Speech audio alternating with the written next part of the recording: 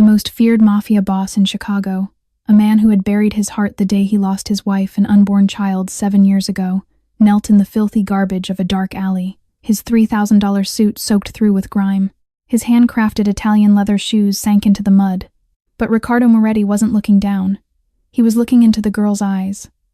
Those eyes held no tears, no fear, only the emptiness of a child who had seen too much, endured too much, and had nothing left to lose.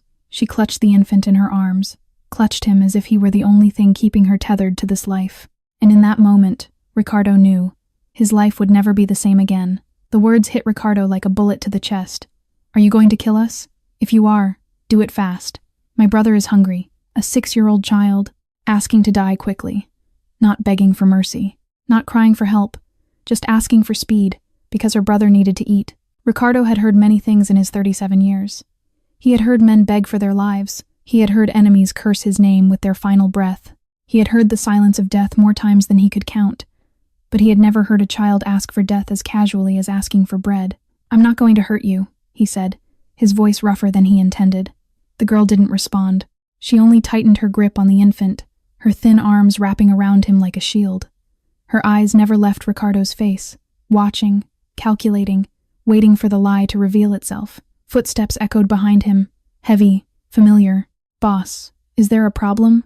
Marcus Webb appeared at the alley entrance, his hand resting on the gun beneath his jacket. His eyes scanned the darkness, landing on the girl, then back to Riccardo with confusion.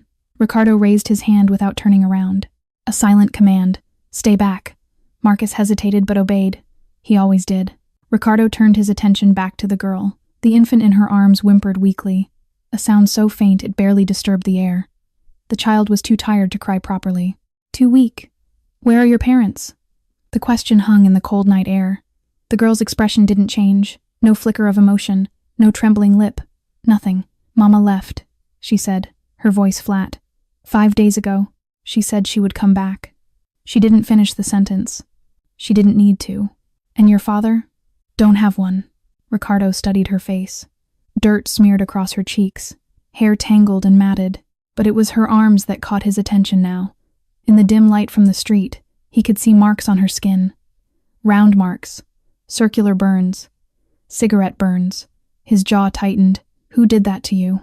The girl glanced down at her arm, as if noticing the scars for the first time. When she looked back up, her voice remained empty. "Uncle Derek, Mama's boyfriend." She paused. "He gets angry sometimes. Mama tried to stop him, but she couldn't. She's not strong enough." The words came out matter-of-factly. No anger, no sadness, just truth, delivered by a child who had learned that crying changed nothing. Riccardo felt something crack inside his chest, something he thought had died 7 years ago. This wasn't just abandonment. This was abuse. This was torture. This was a 6-year-old girl who had been burned, beaten, and finally thrown away like garbage. And she was still protecting her brother, still fighting to survive. "What's your name?" His voice softened. It surprised even him. Riccardo Moretti didn't do soft. Riccardo Moretti didn't do gentle. But something about this girl, this broken, hollow-eyed child, demanded it. She stared at him for a long moment, searching his face, looking for danger, looking for lies. Then, finally, she answered, "Leora, and this is Ethan." Marcus stepped closer, his voice low and urgent. "Boss, we should call the police. Or just leave. This isn't our business." He glanced at the girl, then back at Riccardo. "You're Riccardo Moretti, not a social worker.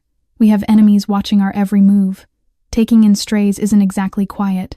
The single word silenced Marcus immediately. Riccardo didn't look at his right-hand man. His eyes remained fixed on Leora, on the infant in her arms, on the cigarette burns marking her skin like a map of suffering. The alley faded around him. Suddenly, he wasn't standing in the garbage-filled darkness of Southside Chicago. He was standing in a hospital corridor 7 years ago. White walls, fluorescent lights, the smell of antiseptic that couldn't mask the smell of death. Isabella, his wife, his heart, his everything. She had been 7 months pregnant when the car hit her. The police called it an accident. A drunk driver running a red light. Case closed. Condolences offered. Move on with your life. But Riccardo knew the truth. He always knew. The Castellano family had sent that car. They had taken his wife. They had taken his unborn child. They had taken his chance to be a father before he even had the opportunity to hold his baby in his arms. He never learned if it was a boy or a girl. The doctors said the impact was too severe. There was nothing left to save. Ricardo buried them both on a rainy Tuesday, Isabella in a white dress, the baby in a casket so small it fit in his hands. That was the day Riccardo Moretti died too. What rose from that grave was something else. Something cold. Something ruthless. Something that built an empire on blood and bones because feeling nothing was better than feeling the pain that threatened to tear him apart. 7 years. 7 years of ice in his veins. 7 years of convincing himself that he would never care about anything again. And now, standing in this filthy alley, looking at a starving infant cradled in the arms of a broken little girl, he felt that ice begin to crack. Ethan's tiny face, so fragile, so weak, so close to death, just like his own child had been. Take them to the house. The words left his mouth before his mind could stop them. Marcus stared. Boss, call Elena. Tell her to come immediately. The baby needs medical attention. Ricardo. Marcus rarely used his first name. Think about this. If anyone finds out this is an order, Marcus. The finality in his voice left no room for argument. Marcus opened his mouth, closed it, then nodded slowly. He pulled out his phone and stepped away, already dialing. Ricardo turned back to Leora. She hadn't moved, hadn't flinched. She had watched the entire exchange with those ancient eyes, absorbing every word. Come with me, Ricardo said. I'll take you somewhere safe, somewhere warm. Your brother needs help. Leora didn't stand. She tilted her head, studying him like a puzzle she couldn't solve. Why? The question was simple. The weight behind it was not. Why do you want to help us? Ricardo opened his mouth to answer. Nothing came out. Leora's eyes hardened, old beyond their years. Nobody helps without wanting something. What do you want from us? The black Escalade cut through the Chicago night in silence. Leora sat in the back seat, her body pressed against the door as far from Ricardo as possible. Ethan lay quiet in her arms, too exhausted to cry. Her eyes moved constantly, scanning the leather interior, the tinted windows, the locks on the doors. She didn't touch anything. Her filthy clothes hovered above the cream leather seats, her small body tense with the effort of not making contact. Ricardo noticed. You can sit back, he said. It's just a car. Leora shook her head slightly. I'll make it dirty. Something twisted in Ricardo's chest. A 6-year-old worried about staining leather seats, while her brother starved in her arms. He reached into the compartment beside him and pulled out a protein bar. He held it out to her. Eat. Leora stared at the bar, then at him. Slowly, carefully, she took it. But instead of eating, she broke it in half. She tucked one piece into her pocket and held the other half toward Ethan's lips. He can't eat that, Ricardo said quietly. He's too young. I know. Leora's voice was flat. But when he can, I'll have it for him. Ricardo turned to face the window. He couldn't look at her anymore. The weight of her words pressed down on him like a physical force. 30 minutes later, the Escalade passed through iron gates and rolled up a curved driveway lined with manicured hedges. The mansion rose before them, a 3-story limestone estate with columns and arched windows glowing with warm light. Leora pressed her face to the glass, her eyes widening for the first time. Is this a church? Ricardo almost smiled. Almost. The muscles in his face twitched with an expression they hadn't made in 7 years. No, it's my house. Leora turned to stare at him as if he had said something impossible. Inside, Marcus was already waiting with a woman. Elena Caruso walked quickly toward them, medical bag in hand. She was 34, with dark hair pulled back and kind eyes that had seen too much death to be naive. She had been Ricardo's personal physician for 5 years. She asked no questions about the wounds she treated or the bodies she never saw. In return, Ricardo ensured her daughter had the best education and her late husband's debts disappeared. Elena's eyes fell on Leora first, then the infant. Her professional mask slipped for just a moment. Bring them to the guest room. Now. The examination was quick, but thorough. Elena worked with gentle hands, checking Ethan's vitals, his breathing, his weight. Her face grew darker with each measurement. Severe malnutrition, she said quietly to Ricardo. Dehydration. He needs IV fluids immediately. If you had found them tomorrow, he might not have survived. Do whatever is necessary. Elena nodded and turned to prepare the IV. But when she reached for Ethan, Leora pulled back violently. No, sweetheart, I need to help your brother. No. Leora's voice cracked. If he goes, he won't come back. Like Mama, she said she'd come back. She didn't. Everyone leaves. Everyone. The room fell silent. Elena looked at Ricardo, helpless. Ricardo stepped forward and knelt beside Leora. He's not going anywhere. Elena will help him right here. You can hold his hand the entire time. I promise. Leora searched his face. Whatever she found there made her slowly release her grip. Elena worked quickly, inserting the tiny IV with practiced hands. Leora sat beside Ethan, her fingers wrapped around his small fist, never looking away. Later, in the hallway, Elena pulled Ricardo aside. Her eyes were red. Ricardo. Her voice trembled. Her body, the burns, the old bruises, a rib that healed wrong. Someone hurt that child. Repeatedly. Over a long time, Ricardo's expression didn't change, but his hands curled into fists at his sides. Who did this to her? He met Elena's eyes. His voice was ice. I'm going to find out. The maid reached for Leora's arm to help her into the bath. Leora flinched backward so fast she nearly fell. Don't touch me. The maid froze, hands raised. She looked toward the doorway where Ricardo stood watching. Leave her, he said. She can do it herself. Leora waited until the maid left, then locked the bathroom door. The sound of running water followed. She stayed inside for nearly an hour. When she emerged, her skin was scrubbed raw, her hair dripping. The filth was gone, but the wariness in her eyes remained. The maid had laid out a pretty pink dress on the bed. Silk. Expensive. Something any little girl would love. Leora didn't touch it. I want those, she said, pointing to a pile of oversized clothes meant for donation. A plain t-shirt, loose sweatpants. But sweetheart, this dress is I can't run in a dress. The words hung in the air. The maid fell silent. Leora dressed herself in the baggy clothes, rolling up the sleeves and pant legs. She looked like she was drowning in fabric, but her shoulders relaxed slightly, ready to flee, ready to survive. Dinner was served in the kitchen. Ricardo had ordered simple food, nothing overwhelming. Soup, bread, fruit. Leora sat at the enormous marble counter, looking impossibly small. She picked up the spoon and began to eat slowly, too slowly. Each bite was deliberate, measured. Halfway through, she stopped. Ricardo watched as she tore off a piece of bread and slipped it into her pocket, then another, then a handful of grapes. There's more food, he said gently. You can eat as much as you want. Leora looked at him with those hollow eyes. What about tomorrow? What if there's no food tomorrow? Ricardo's throat tightened. He couldn't speak. This child had learned hunger so deeply that even surrounded by abundance, she couldn't trust it would last. She was storing food like a wild animal preparing for winter, because in her world, winter never ended. That night, Ricardo sat in the hallway outside Leora's room.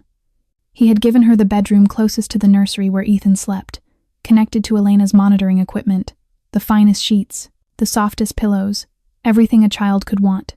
But through the door, he heard no movement, no settling into bed, just silence. Hours passed. At 3 a.m, the door cracked open. Leora's small face appeared in the gap, her eyes finding him immediately. She didn't seem surprised to see him there. You're still here. It wasn't a question, more like a test. I'll always be here. Leora stared at him for a long moment. Then she stepped into the hallway and sat down against the wall opposite him, her knees pulled to her chest. I can't sleep when someone's inside the room, she said quietly. I have to see the door. I have to be ready. Ricardo understood. In her world, closed doors meant danger. Darkness meant pain. Sleep meant vulnerability. Then I'll stay out here. You can see me. I won't move. Leora's fingers twisted in the hem of her oversized shirt. She opened her mouth, closed it, then spoke in a voice barely above a breath. Are you going to hit me? The question stabbed through Ricardo's chest. Never. Leora didn't blink. Her gaze remained fixed on his face, reading him, measuring him against every broken promise she had ever known. Uncle Derek said that too. She paused. The first time. Morning light filled the guest room as Elena prepared for the full examination. Leora sat on the edge of the bed, watching Elena's every movement with guarded eyes. Ethan slept peacefully in the crib nearby, the IV still attached to his tiny arm, color slowly returning to his cheeks. I need to check your whole body, sweetheart, Elena said softly. To make sure you're healthy. Is that okay? Leora hesitated. Then she nodded once. Elena worked slowly, carefully, narrating each step so nothing would surprise the child. She checked Leora's eyes, her ears, her throat. She listened to her heart, felt her lymph nodes, examined her skin inch by inch. With each discovery, Elena's hands trembled more. The cigarette burns weren't just on Leora's arms. There were more on her back. 5, 6, 7 circular scars, some overlapping, some faded with time. Bruises in various stages of healing colored her ribs: yellow, green, purple. A timeline of violence written on a child's body. When Elena pressed gently on Leora's left side, the girl winced. Does this hurt? It used to hurt more. When it broke, Elena's breath caught. She ran her fingers along the rib cage, feeling the slight irregularity where bone had healed wrong. Without proper medical care, without treatment. A 6-year-old with a healed rib fracture that no doctor had ever seen. Excuse me for a moment. Elena's voice cracked. She stood quickly and walked out of the room, closing the door behind her. In the hallway, she pressed her back against the wall and covered her mouth with her hand. Tears streamed down her face. Her shoulders shook with silent sobs. Ricardo appeared beside her. What did you find? Elena couldn't answer immediately. She took several deep breaths, steadying herself. Multiple cigarette burns, old and new, healed fracture on her 4th rib, bruising patterns consistent with repeated physical abuse over an extended period. Her voice broke. She's 6 years old, Ricardo. 6. What kind of monster does this to a child? Ricardo said nothing. His face remained expressionless, but Marcus, standing nearby, saw his boss's hands, clenched into fists, knuckles white, veins visible beneath the skin. Later, Ricardo sat with Leora while she ate breakfast. She chewed slowly, still saving pieces of toast in her pocket, still unable to trust that food would exist tomorrow. Can you tell me about Uncle Derek? Leora's chewing stopped. She stared at her plate. He's Mama's boyfriend. What did he do? The words came out in fragments, broken pieces of memory, delivered without emotion, as if she were describing someone else's life. Mama sleeps a lot. After the needle, she sleeps for a long time. Uncle Derek came when I was 4. He gave me candy at first. He was nice. She paused. Then he got angry. He gets angry when he drinks the brown bottles. He hit Mama first, then me. He said I was too loud, too messy, too much trouble. Her fingers traced one of the burn scars on her arm. I spilled his beer once. It was an accident. He grabbed me and put his cigarette here. She touched the largest scar. He said I needed to learn. What did your mother do? She cried. She always cried. After he left, she hugged me and said sorry. She promised it wouldn't happen again. Leora's voice flattened, but it always happened again. Ricardo's jaw tightened until his teeth ached. Do you know where Uncle Derek is now? Leora shook her head. Ricardo turned to Marcus, who had been listening from the doorway. Their eyes met. Find him. Tonight. Marcus spread the files across Ricardo's desk. Derek Simmons, 32 years old. 2 prior arrests for domestic violence. Charges dropped both times. Small-time drug dealer. Mostly meth and pills on the south side. He tapped a mugshot showing a gaunt face with cold eyes. This is the man who burned that little girl. Ricardo studied the photograph in silence. His expression revealed nothing, but his eyes had turned dark, empty, the eyes of a man who had already decided what would happen. Marcus continued. Crystal Hayes, 28, started using heroin at 19. No criminal record, but she's been in and out of shelters for years. Hospital records show multiple visits for overdose and injuries consistent with domestic abuse. He pulled out another page. She left with a man named Victor Reyes 3 weeks ago. Small-time hustler. Promised her money, drugs, a fresh start. Marcus paused. Witnesses say he didn't want the kids. Called them baggage, dead weight. Said Crystal had to choose between him and them. She chose him. She chose the drugs. Victor was just the supplier. Ricardo picked up Crystal's file. A photograph showed a young woman with hollow cheeks and tired eyes. Once, she might have been pretty. Now she looked like a ghost wearing skin. He saw no monster in that face. Only weakness. Only someone too broken to save herself, let alone her children. That didn't excuse what she had done. Abandoning Leora and Ethan in that alley, leaving them to starve. Leaving them with a man who used cigarettes as weapons against a child. But it explained it. Crystal Hayes wasn't evil. She was empty, hollowed out by addiction until nothing remained but the hunger for the next high. Ricardo set the file down. Where is she now? Detroit. Staying with Victor in some motel. Want me to send someone? Not yet. Focus on Derek first. Meanwhile, in the mansion's kitchen, Elena prepared lunch while Leora sat at the counter watching her. Ethan slept in a portable crib nearby, his breathing stronger than yesterday, his cheeks showing the faintest hint of pink. Elena hummed softly as she worked, pretending not to notice Leora's constant surveillance. Do you like grilled cheese? Leora nodded. Good. It was my daughter Sophie's favorite when she was your age. Leora's eyes flickered with something. Curiosity, maybe. You have a daughter? I do. She's 8 now. You'll meet her soon. Silence stretched between them. Elena placed the sandwich on a plate and slid it across the counter. Leora didn't eat immediately. She stared at Elena with those ancient eyes. Are you a good person? The question caught Elena off guard. She set down her spatula. I try to be. How do I know? Elena considered the question seriously. This child had learned that adults lie, that promises break, that trust leads to pain. You don't know yet, Elena said honestly. You'll have to watch me. See what I do, not just what I say. That's the only way to really know someone. Leora thought about this. Then she picked up the sandwich and took a small bite. It was a start. The door to Ricardo's study opened. Marcus stepped out, phone in hand. Found him. Derek's back in Chicago, South Side, 2 blocks from where you found the kids. Holed up in his apartment.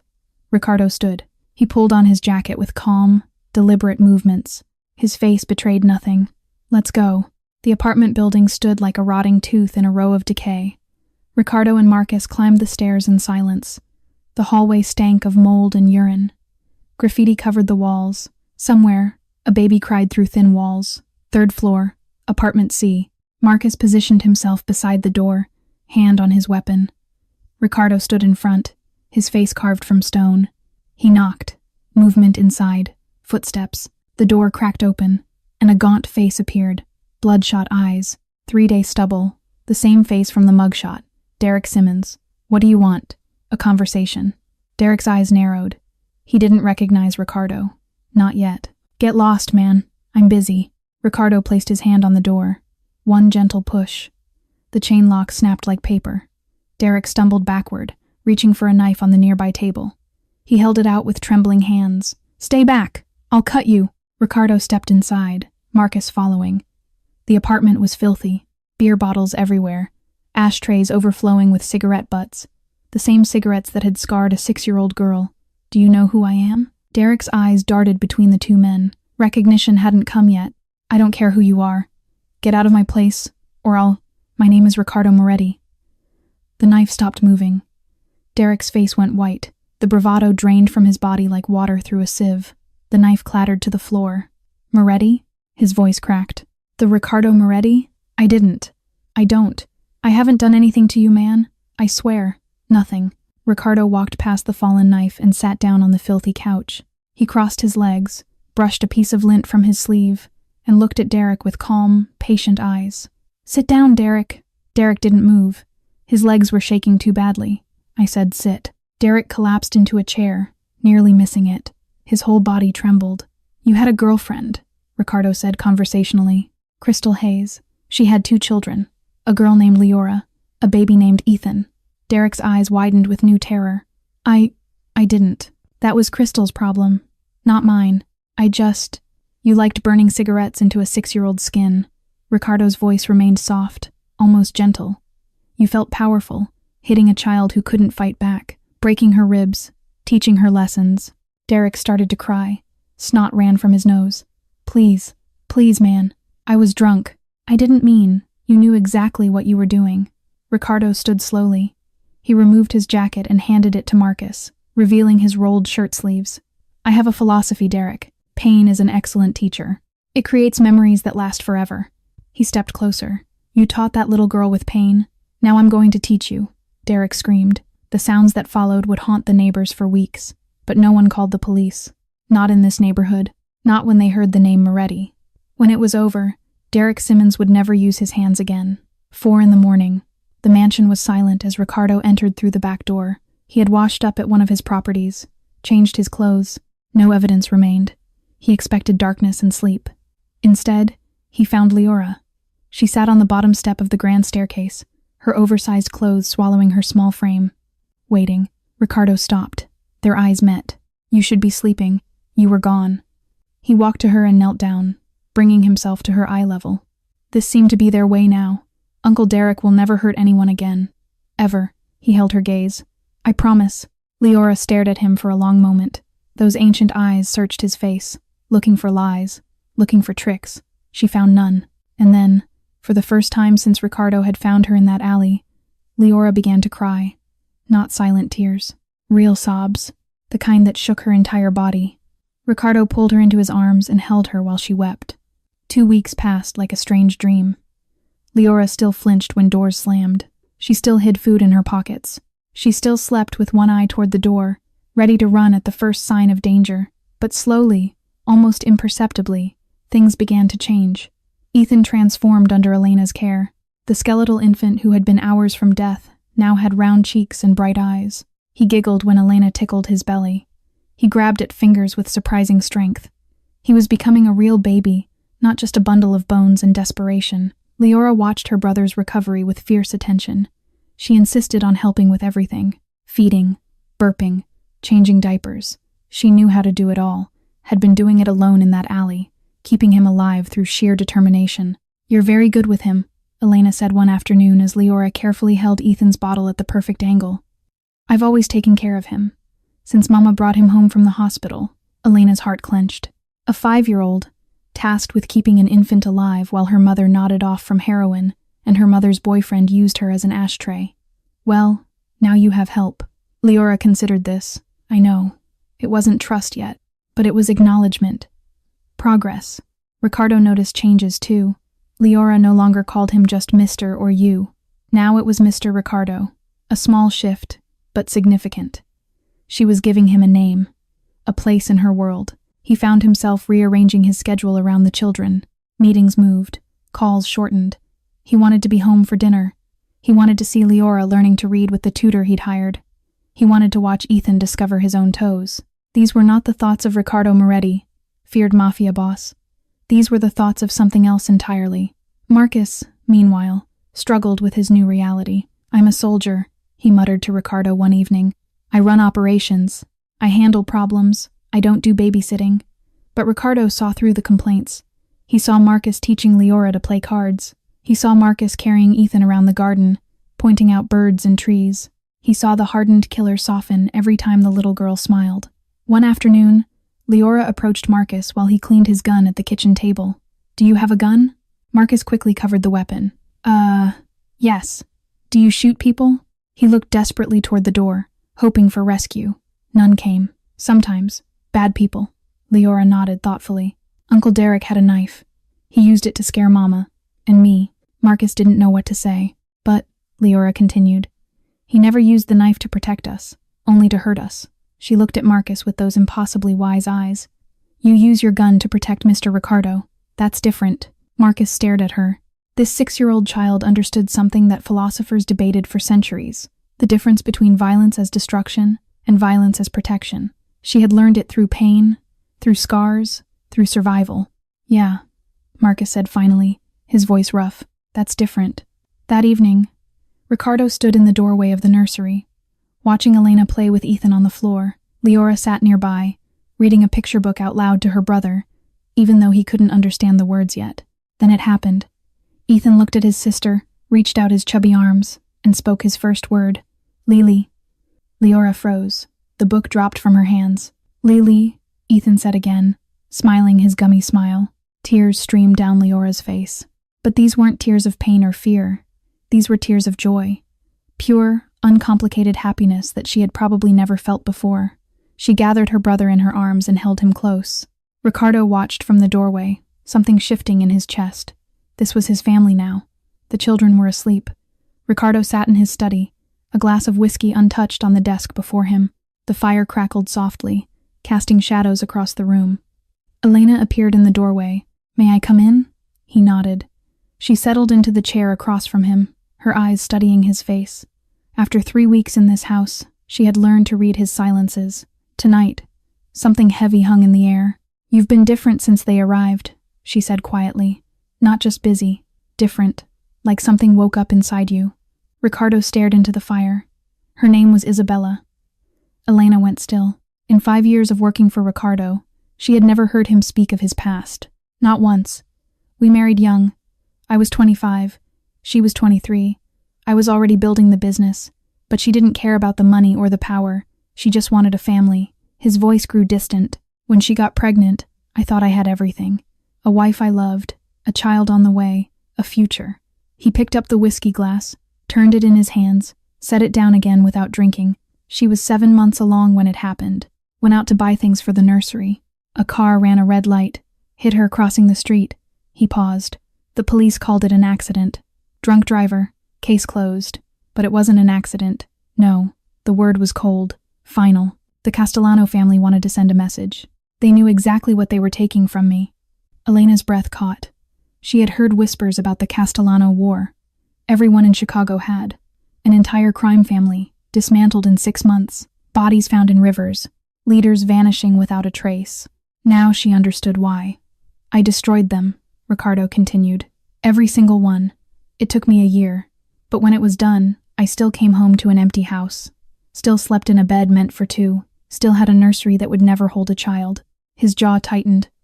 I buried my heart with Isabella and our baby. For 7 years, I felt nothing, wanted nothing. I built my empire because it was something to do, because power was easier than feeling. Elena leaned forward. And then you found Leora and Ethan. Yes. You're trying to save the child you lost. Ricardo finally looked at her. His eyes were raw in a way she had never seen. Maybe. Probably. He exhaled slowly. Does it matter? Does the reason matter if they end up safe and loved? Elena considered this. She thought of her own daughter, Sophie. She thought of the choices she had made after her husband died. The compromises, the deals with men like Ricardo. No, she said finally. The reason doesn't matter. The outcome does. Something passed between them. An understanding. A connection forged in shared losses and second chances. Ricardo opened his mouth to speak. A knock interrupted him. Marcus stepped in, his face grim. Boss, we have a problem. Ricardo straightened. What? FBI. They've been watching the house for 3 days. They know about the children. Marcus's jaw tightened. They're asking questions about where they came from. Rumors are spreading. They think you bought them. The warmth drained from the room. They're coming, Ricardo, and they want answers. The black SUVs arrived at 9 in the morning. Ricardo watched from his study window as 4 vehicles rolled through the gate. Men in suits emerged, badges glinting in the sunlight. At the front walked a man with sharp eyes and a sharper jaw, Agent Robert Chen. Ricardo recognized him from the files Marcus kept on federal threats. The doorbell rang. Marcus moved to answer it, but Ricardo raised his hand. Let them in, and call Harrison. Harrison Wells, Ricardo's personal attorney, arrived within 15 minutes. By then, Agent Chen had already spread his warrant across the dining room table. Mr. Moretti, we have a court order to search this property and interview all occupants. Chen's voice was cold, professional. We've received reports that you're harboring 2 minors without legal custody. Given your background, we have concerns about trafficking. Ricardo didn't flinch. Search whatever you want. You'll find 2 children who were starving in an alley until I brought them here. Nothing more. Harrison stepped forward. My client has committed no crime. He rescued abandoned children and provided them with food and medical care. Any accusation of trafficking is baseless and defamatory. Chen ignored the lawyer. His eyes stayed fixed on Ricardo. We'll need to speak with the children. Separately. No. Mr. Moretti, if you obstruct, they're traumatized. The girl was abused for years. The infant nearly died of malnutrition. You want to interrogate them like criminals? Chen's jaw tightened. We want to ensure their safety. Their safety is why they're here and not in that alley anymore. The standoff stretched. Finally, Chen nodded to his team. Search the house. I'll speak with the girl, with the lawyer present. They found Leora in the nursery, reading to Ethan. She looked up when the strange men entered, her body instantly tensing. Her eyes found Ricardo behind them, and something flickered across her face. Chen crouched to her level, softening his voice. Hi there, I'm Agent Chen. I just want to ask you some questions. Is that okay? Leora didn't answer. Her gaze moved from Chen to the other agents, then back to Ricardo. Can you tell me how you came to live here? Did this man take you from somewhere? Silence. It's okay. You can tell me the truth. We're here to help you. Something shifted in Leora's eyes. She stood up from her chair, walked past Chen, and positioned herself directly in front of Ricardo. Her small body became a shield. What do you want? Chen blinked. I'm sorry? What do you want from Mr. Ricardo? Her voice was steady, fierce. He saved me. He saved Ethan. We were dying and nobody came. Nobody helped. Where were you when I was eating from trash cans? Where were you when my brother was starving? The room went silent. Chen stared at the 6-year-old girl standing protectively before one of Chicago's most dangerous men. This wasn't fear. This wasn't coercion. This was loyalty, earned through actions, not words. Leora. He didn't hurt us. He fed us. He gave us a bed. He kept us safe. Her chin lifted. You want to take us away? Put us somewhere else? I won't go. Ethan won't go. Ricardo placed his hand gently on her shoulder. She didn't flinch. Chen straightened, his confidence visibly shaken. He looked at his team, at the lawyer, at the mafia boss with a child defending him. We'll be in touch, Moretti. He gathered the warrant. This isn't over. Ricardo walked him to the door. I'll be back, Chen said quietly, and I'll find the truth. Ricardo met his eyes without wavering. The truth is, I saved 2 children from death. What greater justice do you need than that? News traveled fast in Chicago. Within days of the FBI visit, whispers spread through every corner of the city. Ricardo Moretti, the feared mafia boss, had taken in 2 abandoned children. The story was too strange, too unexpected, to stay quiet. It reached Detroit in less than a week. Crystal Hayes sat in a dingy motel room, watching the news on a cracked television screen. Victor had left 3 days ago, taking the last of their money and the drugs she needed. She was sick, desperate, alone. Then she saw the report, a brief mention of Ricardo Moretti and 2 unidentified minors living in his Gold Coast mansion. Crystal's hands stopped shaking. She knew those children. They were hers. And Ricardo Moretti was one of the richest men in Chicago. 2 days later, she stood at the gates of the mansion. The woman who arrived looked different from the hollow ghost in Marcus's file. Crystal had cleaned herself up, hair brushed, makeup applied, clothes borrowed from a shelter. She almost looked like a mother. Almost. I'm here for my children, she announced to the guard. My name is Crystal Hayes. Leora and Ethan are my babies. Ricardo met her in the foyer. Crystal burst into tears the moment she saw him. Calculated tears. Practiced tears. Please, you have to understand. I made a mistake. I was sick. I wasn't thinking clearly. But I'm better now. I've been clean for 2 weeks. I just want my babies back. Ricardo studied her with cold eyes. Clean for 2 weeks. After abandoning them for 5 days. In an alley. In winter. I was going to come back. I swear. I just needed to get help. To find a place you left with Victor Reyes. A drug dealer. He didn't want children. So you threw yours away like garbage. Crystal's tears faltered. Something harder flickered beneath the surface. You don't know what it's like.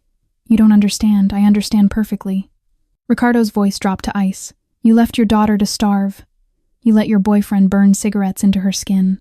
You let him break her ribs. And when he didn't want your children anymore, you chose him over them.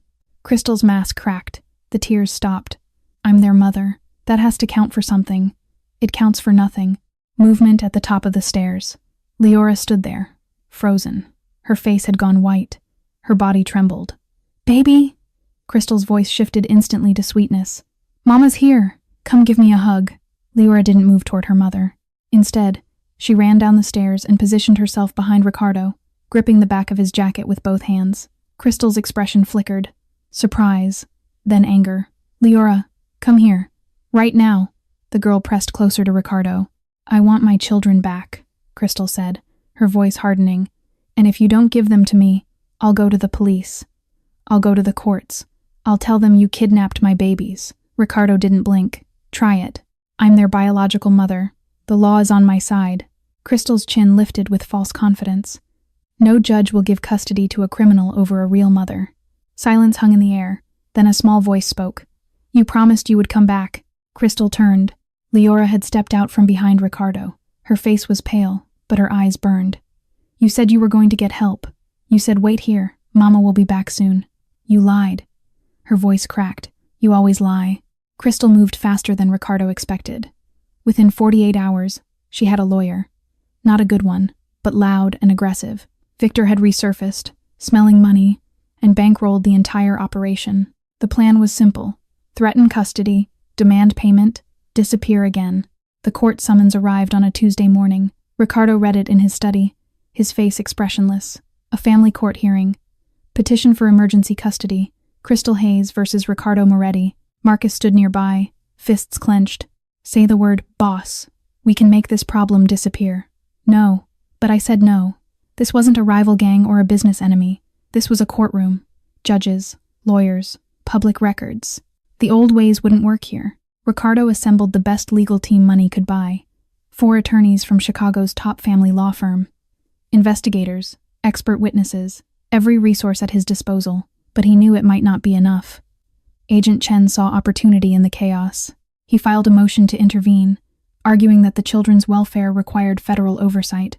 His real goal was obvious: use the custody battle to dig deeper into Ricardo's operations. The walls were closing in from every direction. That evening, an unexpected visitor arrived. Father Anthony Russo was 70 years old, with silver hair and kind eyes that had seen too much sin to judge anymore. He had known the Moretti family for decades. He had baptized Ricardo. He had buried Isabella. They sat together in the garden, watching the sun set over Chicago's skyline. "I heard about the children," Father Anthony said quietly. "And about the trouble?" Ricardo nodded. "You're doing a good thing, Ricardo. Taking in those little ones, giving them a home." The priest paused.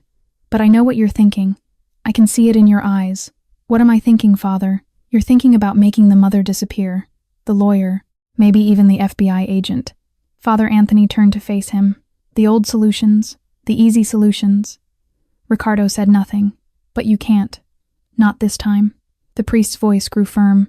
"These children need you to be better than what you've been. If you solve this with violence, with blood, it will follow them forever. They'll grow up knowing their father built their family on corpses." The word hit Ricardo like a physical blow. "Father, you want to be their father, don't you?" Ricardo stared at the darkening sky. "Yes. Then fight for them the right way. In the courts, in the light. Show them that strength isn't just about power.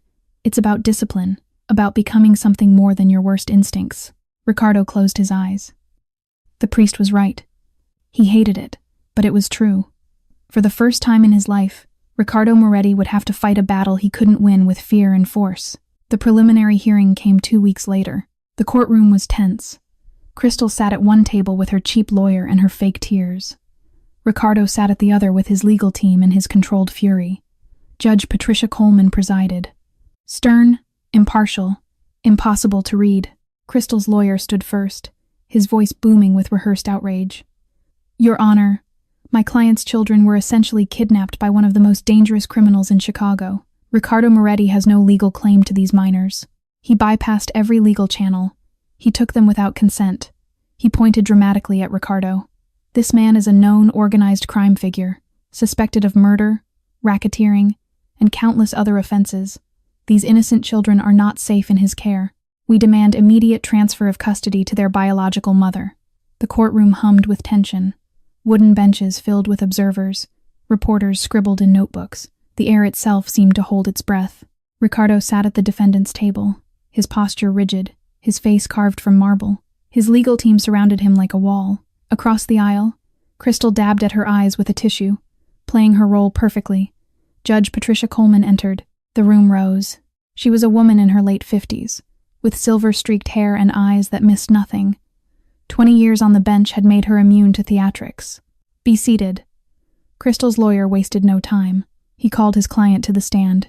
Crystal walked slowly, her shoulders hunched, her movements fragile. She had dressed carefully. Modest clothes, minimal makeup, the picture of a reformed mother. "Miss Hayes, can you tell the court about your circumstances when you left your children?" Crystal's voice trembled. "Practiced. Perfect.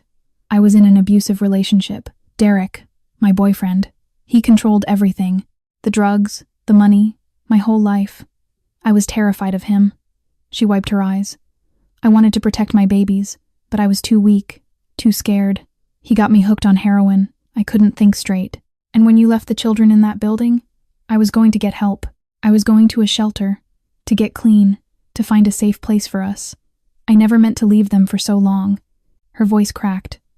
"I thought I would be back in a few hours, but I got lost. I was sick. I couldn't find my way back." Ricardo's jaw tightened. Every word was a lie polished to shine like truth. The lawyer turned toward Ricardo's table. "And then this man took your children, without your consent, without any legal process. A man with known ties to organized crime." "Objection." Ricardo's attorney stood. "Mr. Moretti has never been convicted of any crime." Sustained. Rephrase. "Counselor." The lawyer smiled thinly. "A man who has been investigated multiple times by federal authorities. A man whose business dealings have raised serious questions about his character and fitness as a guardian." He approached Ricardo's table directly. "Mr. Moretti, do you deny that you have connections to criminal enterprises in Chicago?" Ricardo's voice was steady. "I am a businessman. I have never been charged or convicted of any crime, But you have been investigated. Many successful businessmen are investigated. Investigation is not guilt. You took 2 children from the street without contacting authorities. Why? Ricardo met the lawyer's eyes without flinching. Because they were dying. The baby was hours from death. The girl hadn't eaten in days. I found them in garbage, in the cold, abandoned. I brought them home and called a doctor. That was my crime. Saving their lives. The lawyer pressed harder. You didn't call police. You didn't contact child services. You took them to your private residence where no one could see what happened to them. What happened to them was they received food, medical care, clean clothes, and warm beds. The infant required emergency IV fluids. Should I have waited for paperwork while he died? Agent Chen was called next. He walked to the stand with confidence, badge gleaming. His testimony was careful, measured, designed to plant seeds of doubt. We have concerns about Mr. Moretti's true intentions. His background raises serious questions about child safety. While we have no direct evidence of trafficking at this time, the circumstances warrant continued investigation. Ricardo's attorney cross-examined aggressively, forcing Chen to admit he had found no evidence of wrongdoing, no abuse, no trafficking, no criminal activity involving the children. But the damage was done. The word trafficking had been spoken. It would linger. Judge Coleman listened to everything with an unreadable expression. Finally, she spoke. Mr. Moretti. Ricardo stood. I've heard testimony about your background, your business dealings, your alleged associations, her eyes fixed on his. But I want to hear from you directly. Why would a man like you want to raise 2 abandoned children? What is your motivation? The courtroom fell silent. Ricardo took a breath. For a moment, the mask slipped. Because for the first time in 7 years, I have a reason to live. The words hung in the air. Raw, honest, unexpected. Judge Coleman studied him for a long moment. This court will recess until tomorrow. I want to hear from the child. The screen flickered to life. Leora appeared on the monitor, sitting in a small room with soft lighting. A child psychologist sat across from her, a woman with gentle eyes and a patient voice. The interview had been recorded earlier, away from the tension of the courtroom. The gallery fell silent, every eye fixed on the screen. Leora, can you tell me about your life before you met Mr. Ricardo? The little girl sat very still. Her hands were folded in her lap. Her face showed no expression, but her eyes held that familiar ancient weight. We lived in different places. Mama moved a lot. Sometimes apartments, sometimes with her friends, sometimes on the street. Did you have enough to eat? No. Can you tell me more about that? Leora's voice remained flat, matter of fact, as if she were describing someone else's life. Mama slept a lot. After the needle, she would sleep for a long time. Sometimes all day, sometimes 2 days. I had to find food for me and Ethan. Where did you find food? Trash cans, behind restaurants. Sometimes people threw away good things. A murmur rippled through the courtroom. Crystal stared at her lap. What about your brother? What did you feed him? Ethan needed milk, but we didn't have any. I gave him water. Leora paused. Sometimes the water was dirty. It was all I could find. He got sick a lot. The psychologist's voice remained steady, though her eyes glistened. Leora, can you tell me about Uncle Derek? For the first time, something flickered across the girl's face. Not fear, something colder. Resignation. He was Mama's boyfriend. He lived with us sometimes. Did he ever hurt you? Yes. Can you tell me what happened? Leora looked down at her hands, at the scars visible on her arms. He got angry when he drank. One time I spilled his beer. It was an accident. He grabbed me and put his cigarette on my arm. Here. She pointed to the largest scar. He said I needed to learn to be careful. Crystal covered her mouth. Tears streamed down her face. Real tears this time. Did your mother try to stop him? She cried. She always cried after. She said sorry. She hugged me and said it wouldn't happen again. Leora's voice didn't waver, but it always happened again. Are you angry at your mother? Leora thought for a moment. No, I'm not angry. I just don't want to go back. I'm scared of going back. The psychologist leaned forward slightly. Can you tell me about Mr. Ricardo? What is life like with him? Something shifted in Leora's face. The hardness softened. Just a fraction. He's different. How is he different? He doesn't hit me. He doesn't yell. He gives me food and doesn't ask for anything. She paused, searching for words.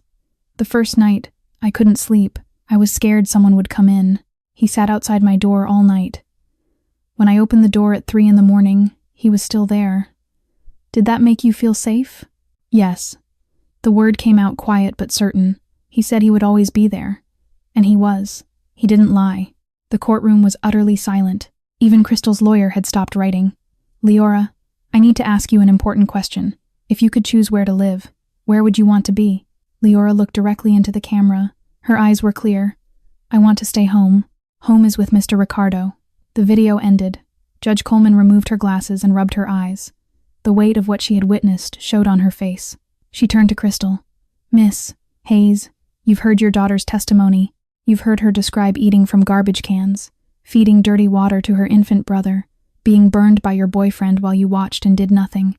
Crystal sat frozen, tears still falling. Do you have anything to say? For the first time since the trial began, Crystal Hayes had no words, no tears to perform, no excuses to offer, no lies left to tell. She sat in silence, broken by the truth from her own daughter's mouth. The evidence came in waves. Ricardo's legal team had been thorough. They presented hospital records showing Crystal's history of overdoses.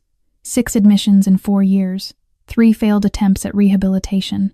Each time, she had checked herself out within days, returning to the streets, returning to the needle. Then came the police reports. Domestic disturbance, calls to apartments where Crystal lived, neighbors reporting screaming, a child crying. Nothing ever prosecuted because Crystal refused to testify against Derek. The final blow came from an unexpected source. Derek Simmons had been arrested 2 weeks earlier on unrelated drug charges. Facing serious time, he had decided to talk. Ricardo's attorney read from the transcript. Mr. Simmons stated, and I quote, Crystal knew I hit the kid. She watched me do it. She never tried to stop me. Sometimes she held Leora down when the girl fought back. She said it was easier if Leora just took it without struggling. The courtroom gasped. Crystal's face went white.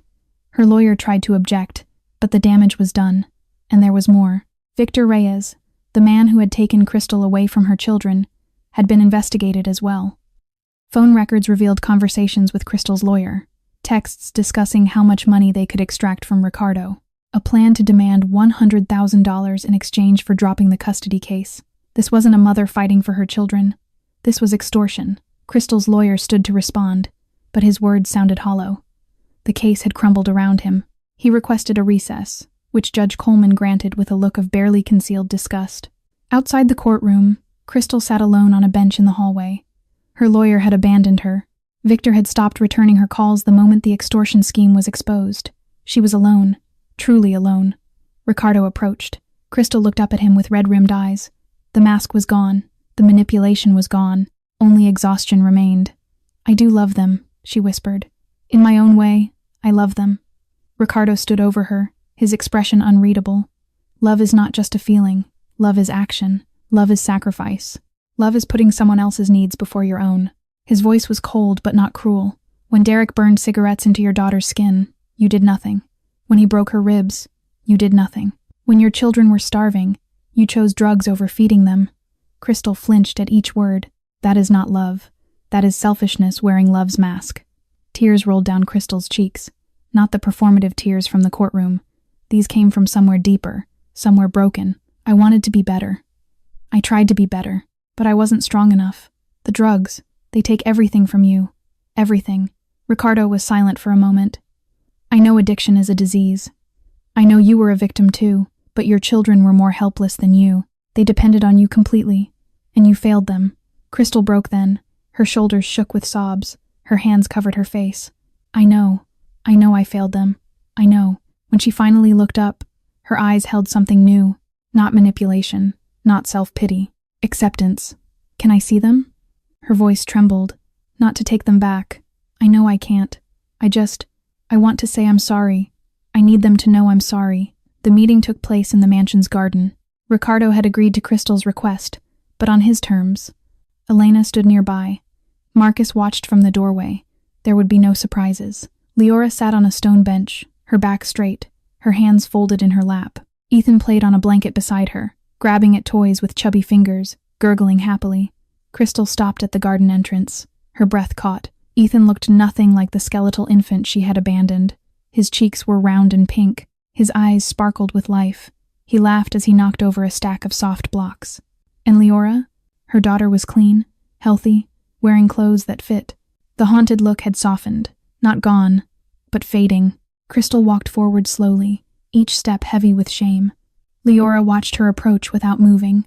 "Hi, baby," Crystal whispered. She knelt in front of her daughter, tears already falling. "Mama's here." Leora said nothing. Crystal reached out, hesitated, then wrapped her arms around the little girl. She held her tight, sobbing into her hair. "I'm so sorry. I'm so sorry. I wasn't strong enough. I couldn't protect you. I couldn't protect either of you." Her voice broke. "I wanted to be a good mother. I tried, but I kept failing. Every time, I failed." Leora remained still for a moment. Then, slowly, her small arms came up and wrapped around her mother's neck. She didn't cry. "I forgive you, Mama." Crystal sobbed harder. "But I don't want to go back," Leora continued, her voice quiet but firm. "I'm scared to go back. I'm scared of being hungry again. I'm scared of the dark places. I'm scared someone will hurt me again." Crystal pulled back, looking into her daughter's face. She saw the truth there. The fear, the trauma, the walls built by years of neglect and pain. She had done this. Her weakness, her addiction, her choices. "I know, baby. I know." Crystal turned to look at Ethan. He had noticed her now and was staring with curious eyes. He didn't recognize her. His own mother, and he didn't know her face. He reached up toward Elena instead, babbling happily. Something shattered inside Crystal's chest. She stood slowly, wiping her face. Ricardo approached with a document in his hand. The voluntary termination of parental rights. "This is the only gift I can give them," Crystal said, her voice hollow. "The only thing I can do right." She took the pen Ricardo offered. Her hand trembled as she signed her name at the bottom of the page. Crystal Hayes, the signature that would sever her from her children forever. Ricardo watched in silence. When she finished, he handed her an envelope. "This is not payment," he said. "This is a chance. Use it to get clean. Find a job. Build a life. But stay away from Victor and anyone like him." Crystal looked at the envelope. Thousands of dollars. More money than she had ever held. "Why would you help me? After everything? Because Leora forgave you. If she can do that, I can give you one chance to become someone worth forgiving." Crystal clutched the envelope to her chest. She looked at her children one last time. Ethan, healthy and happy. Leora, safe and loved. Everything she could never give them. Give them the life I never could. She turned and walked toward the gate. Her steps were slow, unsteady. She didn't look back. The courtroom was full, but silent. Judge Patricia Coleman sat behind her bench, a thick file open before her. She had reviewed every piece of evidence, every testimony, every document. The weight of two children's futures rested in her hands. Ricardo sat at the defendant's table, his face calm but his heart pounding. Elena sat in the gallery behind him. Marcus stood near the door, arms crossed, watching everything. Leora had insisted on coming. She sat beside Elena, holding Ethan in her lap, her eyes fixed on the judge. Crystal's chair was empty. She had not returned after signing the termination papers. Her lawyer had withdrawn from the case. Agent Chen sat in the back row, his expression unreadable. Judge Coleman cleared her throat. "This court has reviewed the petition for custody of the minors known as Leora and Ethan Hayes." She looked up from her papers. "The biological mother, Crystal Hayes, has voluntarily terminated her parental rights. The biological father is unknown. There are no other family members who have come forward." She turned her gaze to Ricardo. "Mr. Moretti, your methods were unorthodox. You took these children without following proper legal channels. Under normal circumstances, this court would view such actions with severe disapproval." Ricardo's jaw tightened. However, the judge continued, "These were not normal circumstances. The evidence shows that both children were in immediate danger of death when you found them. The infant was hours from organ failure. The girl had been systematically abused for years. Your intervention saved their lives." She removed her glasses. Furthermore, the testimony of the child herself was compelling. Leora expressed clearly and without coercion that she feels safe with you, that she wants to stay with you. The court must consider the wishes of the child in these matters. Judge Coleman straightened the papers before her. "It is the ruling of this court that full legal guardianship of Leora and Ethan Hayes is hereby granted to Ricardo Moretti. The adoption process may begin immediately upon filing the appropriate paperwork." The gavel struck. Ricardo closed his eyes. For a moment, he couldn't breathe. Then small footsteps echoed through the silent courtroom. Leora had climbed down from the gallery. She walked past the lawyers, past the observers, past everyone, until she stood in front of Ricardo. He opened his eyes to find her looking up at him, Without a word, she threw her arms around his neck. Ricardo froze. In all these weeks, he had never hugged her first. He had always waited, always let her set the boundaries. But now she was holding him, her small body pressed against his chest, her face buried in his shoulder. He wrapped his arms around her and held on. The courtroom watched in stunned silence. The feared mafia boss, the man who had built an empire on blood and fear, holding a 6-year-old girl as if she were the most precious thing in the world. Because she was. Agent Chen approached as the crowd began to disperse. He stopped a few feet away, studying Ricardo with new eyes. "Maybe I misjudged you." Ricardo looked at him over Leora's head. "You didn't. I am exactly what you think I am. That hasn't changed." He paused. "But I'm also their father now. Both things can be true." Chen nodded slowly. He extended his hand. Ricardo shook it. When they were finally alone, Leora pulled back and looked up at Ricardo. Her eyes were wet, but she was smiling. Actually smiling. "What do I call you now?" Ricardo's voice caught in his throat. "Whatever you want." Leora considered this. Then, softly, she spoke. "Papa?" 6 months changed everything. The mansion that had been silent for 7 years now echoed with laughter. With footsteps, with life, Leora attended St. Catherine's Academy, a private school where she quickly became known for her quiet determination and sharp mind. She made friends slowly, carefully, testing each relationship before trusting. But she did make them. 2 girls named Sophie and Maya who sat with her at lunch and invited her to birthday parties. She still had nightmares sometimes. She still woke up gasping, reaching for Ethan, making sure he was still there. But the nightmares came less often now, and when they did, she knew she could walk down the hall and find Ricardo waiting. He was always waiting. Ethan had transformed completely. The skeletal infant who had nearly died in that alley was now a chubby toddler with bright eyes and an infectious laugh. He took his first steps in the garden, tumbling into Ricardo's arms. He spoke his first real word beyond Lily on a Sunday morning. "Papa." Ricardo had frozen at the breakfast table, coffee cup halfway to his lips. Ethan grinned up at him from his high chair, reaching out with sticky fingers. "Papa! Papa!" Elena had laughed at the expression on Ricardo's face. He looked like a man who had been struck by lightning and didn't know whether to be terrified or overjoyed. Elena. She had become a permanent fixture in their lives. Her medical visits turned into dinners. Dinners turned into weekends. Weekends turned into something neither of them had expected. Leora noticed before anyone admitted it. "Papa looks at you different," she told Elena one afternoon while they baked cookies together. Elena paused, flour on her hands. "Different how?" "Different than he looks at other people. Softer. Like he's scared you'll disappear." Elena didn't know what to say. That night, Ricardo finally spoke the words he had been holding back for months. They stood on the balcony after the children were asleep, the Chicago skyline glittering below. "I lost my wife. I lost my child. I thought I would never feel anything again." He turned to face her. "But you brought me back. You and Leora and Ethan. You gave me a family I never thought I'd have." Elena reached up and touched his face. "I know what loss feels like too. And I know what it means to find something worth living for again." When they told Leora, she simply nodded. "I know. I've known for a long time." The changes went deeper than family. Ricardo began transferring his shadow operations to Marcus, slowly, carefully, stepping back from the darkness that had defined him for so long. He would never be an innocent man. Too much blood stained his hands, but he could be a better one. Father Anthony baptized Ethan on a crisp autumn morning. The church was small, intimate, filled only with people who mattered. Elena held the baby. Leora stood beside Ricardo, wearing a white dress she had finally agreed to wear.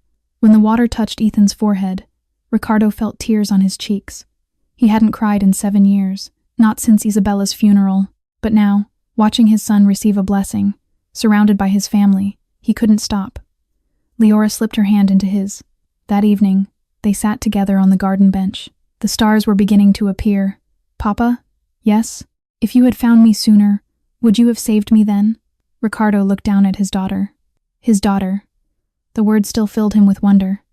"I would have torn Chicago apart to find you." 15 years later, the morning sun streamed through the windows of a modest office in downtown Chicago.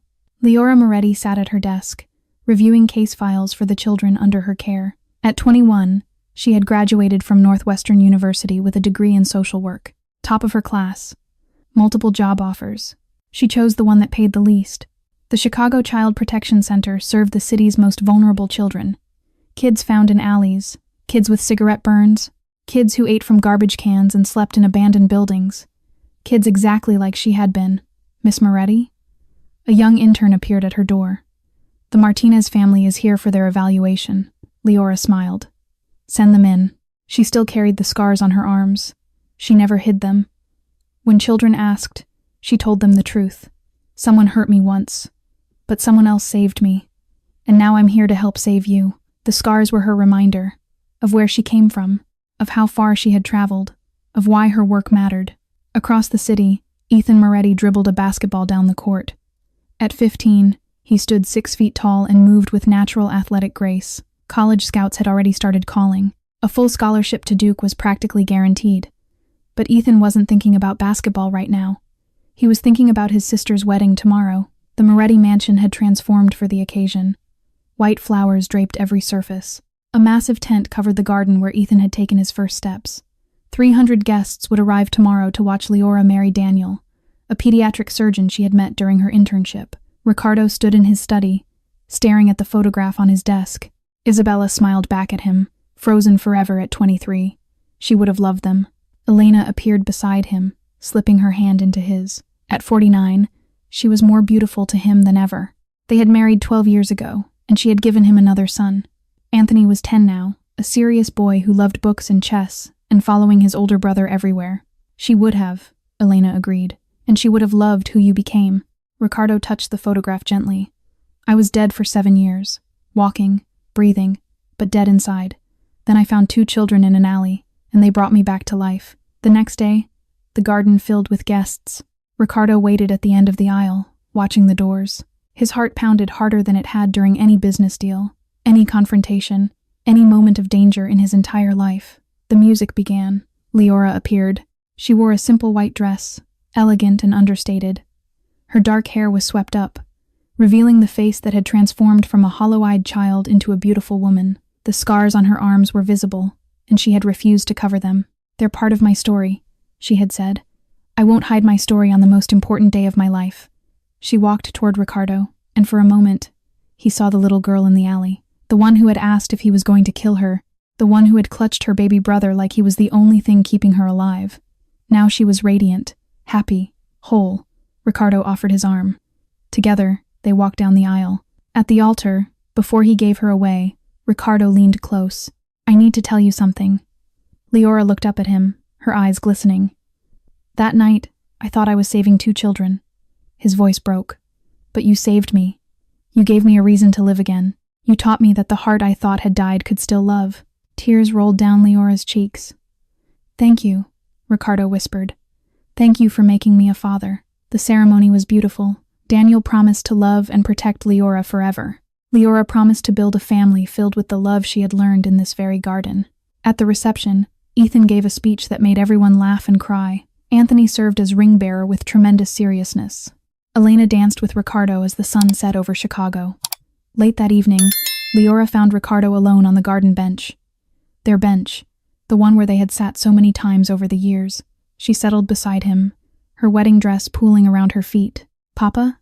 Yes, my love? If you could go back to that night, would you do anything different? Ricardo was quiet for a moment. He looked at the stars, the same stars that had watched over them 15 years ago. I would stop the car sooner. I would search harder. I would find you earlier. He turned to face his daughter.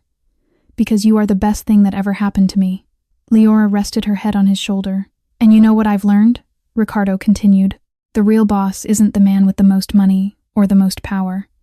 The real boss is the one brave enough to love when the whole world has taught him to be cold. They sat together in comfortable silence, father and daughter, watching the stars. And somewhere, somehow, Isabella smiled. If this story touched your heart, please subscribe to our channel, like this video, and hit the notification bell so you never miss our next story. We would love to hear from you. What did you feel while watching this story? Do you believe family is about blood or about choice? How does this story connect to your own life? Please share your thoughts in the comments below. We read every single one, and your stories inspire us to keep creating content that matters. The lesson of this story is simple but powerful. Love can heal any wound. Family is not defined by biology, but by the choice to show up, to protect, to nurture, and to never give up on each other. No matter how dark your past, redemption is always possible when you open your heart. Thank you for being part of our community. We wish you good health, happiness, and peace in your daily life. May you find your own family, however it comes to you. Goodbye for now, and we will see you in the next video.